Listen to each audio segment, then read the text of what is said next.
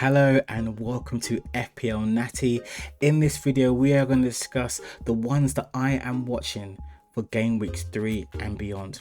Now the second game week 2 has gone past us now, and a lot of FPL players have made some major changes and have been very active in their transfers with lots of price changes that have been occurring.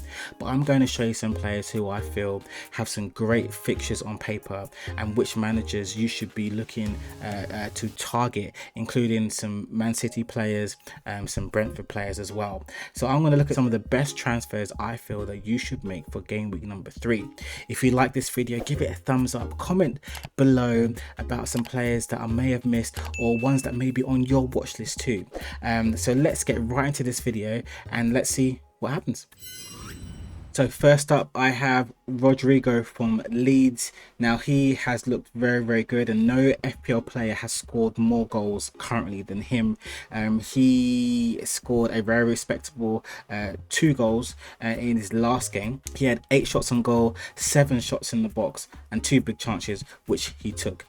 He has 22 points, which is a fantastic score currently at the moment. But the question is, can he keep that score up? Will he be able to maintain this going forwards to avoid possible FPL rotation and possibly rotation in his team? As you saw in the first game that they played, he only played about 60 minutes once because he was flagging, I guess, and the manager there, the American guy, decided that it was time for them to be taken out. But at the moment, Patrick Bamford is yellow flagged and is a major injury risk for Leeds, and I don't think they can afford to lose Rodrigo, which is why they're playing him. But he has done very well. I personally won't be bringing him just yet, but he's very high on my watch list. I'm going to assess him further and see about possibly making a move for him in game week 5, depending on how it goes. But the next few are not too bad.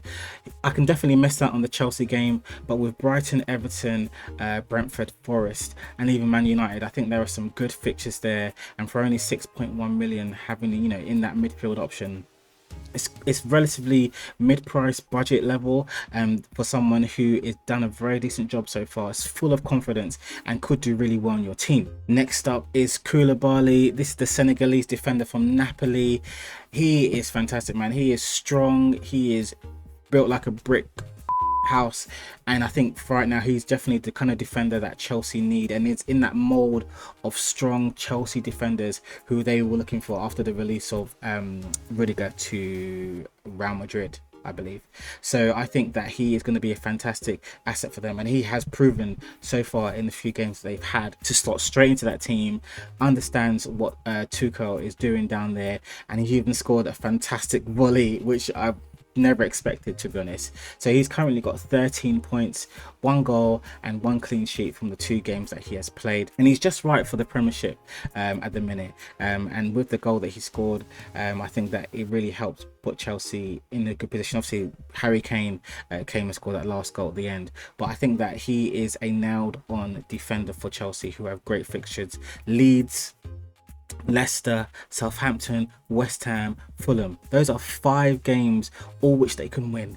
The only difficult game out of those is the 6th game that they're going to have, and that's going to be against Liverpool. But again, Chelsea can be very good in that, and he's only 5.5 million. He's a really good defender, and it shows he is a threat in the box as well. He was left on his own.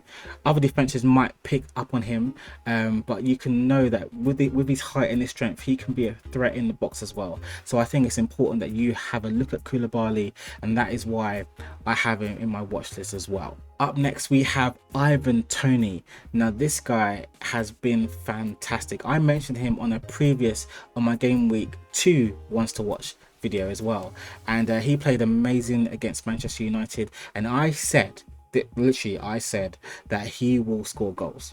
Toney is a goal scorer. He came up from the Championship scoring goals. He had a good season last year, scoring roughly around 12 goals, maybe 8 or so assists, and he has worked on that so far. He's got 9 points out of 2 games, 1 goal, 2 assists.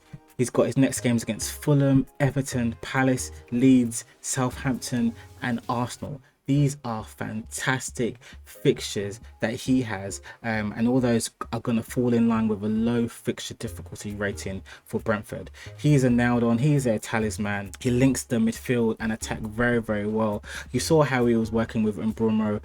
What a pass that they did to rip apart Man United's defense. He's got 2 assists in his opening 2 games, so I think that Ivan Toney is someone who I'll be looking to bring into my squad, possibly to have a 3 up front and have a 5-3-3 formation, replacing Undav and possibly replacing someone like Bowen in my squad, or Bailey, depending on who I may go with in midfield. But Ivan Toney, I think with those fixtures that he has against those teams, come on, Fulham, you can score against Fulham, Everton, their pants. You can tell that Crystal Palace, not the most amazing defense.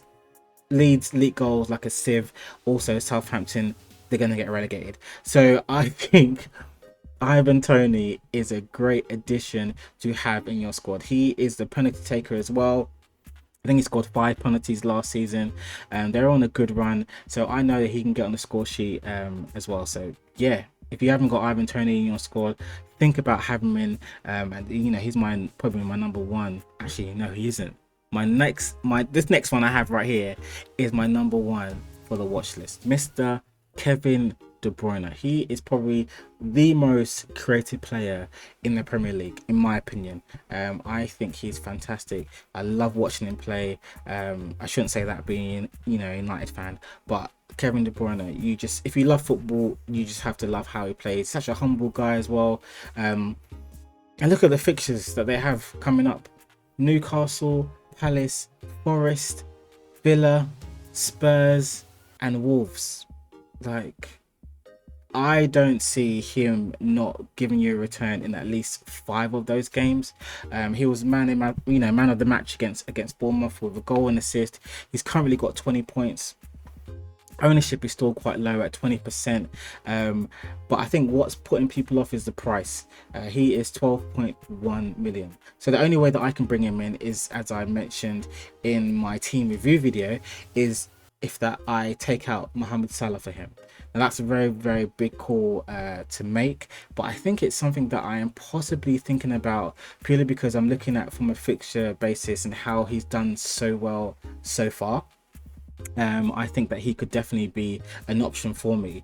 In his next game, he's got Newcastle, who he has a very, very good record against scoring in his time in England in the Premier League. He has scored 3 and assisted 6 goals against them.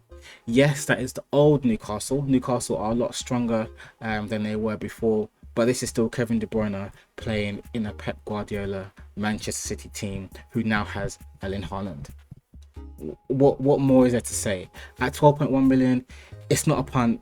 It's definitely a premium midfielder, but you do know that you are getting a very, very good asset in your FPL squad that not a lot of people have. If you're comparing him to Salah in your squad, the ownership is obviously going to be, you know, poles apart, but you know that could be the differential you need when Salah is not doing so well. He hasn't got Nunes at the minute. They've got other injuries in their team, no Thiago as well, issues in defense, issues all around really. They've got 2 draws. So I think with, you know, flipping it onto a City asset and maybe doubling up or even tripling up on your City assets might be the key to winning or getting to the top of some of your mini leagues. And it's possibly something that I might be doing for game week number 3. So there it is, guys. I kept this one really, really short because I wanted you to really think about the players I picked. This time it was Rodrigo, Kabali, Ivan Toney and Kevin De Bruyne. Those 4 players are ones I am looking at particularly for this game week. Another one I could have thrown in there was Martinelli and Josh Da Silva. So those 2 are also on the sidelines as well, who I might look at a cheaper price point. But for, you know, just slightly a bit more and who you can have a lot more consistency with, particularly Kevin De Bruyne, Ivan Toney and Kabali as well. I think those 3 in particular are very, very good players for you to watch in game week number 3 and going forwards, and who had a fantastic game week in game week number 2. Do you agree with that? Do you think I've missed out on some others? You know, I might see Madison in the comments, for example. Someone might say, oh, Pope had a good game. well, Pope's got crap fixtures coming up, so forget about him, and Maddison probably won't even be there before the season, you know, the transfer season's even up.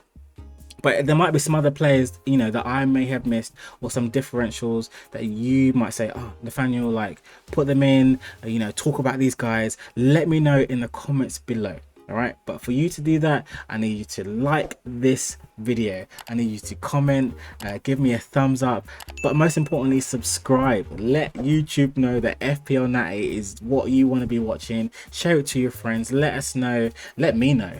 Who's us? It's just me here. Let me know that you like the videos that I'm creating for you guys, or if there's something you particularly want me to talk about.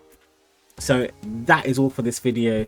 Join me in the next one. I think it might be my team selection video. We'll see what happens this week, but until then, I'll see you guys in the next one.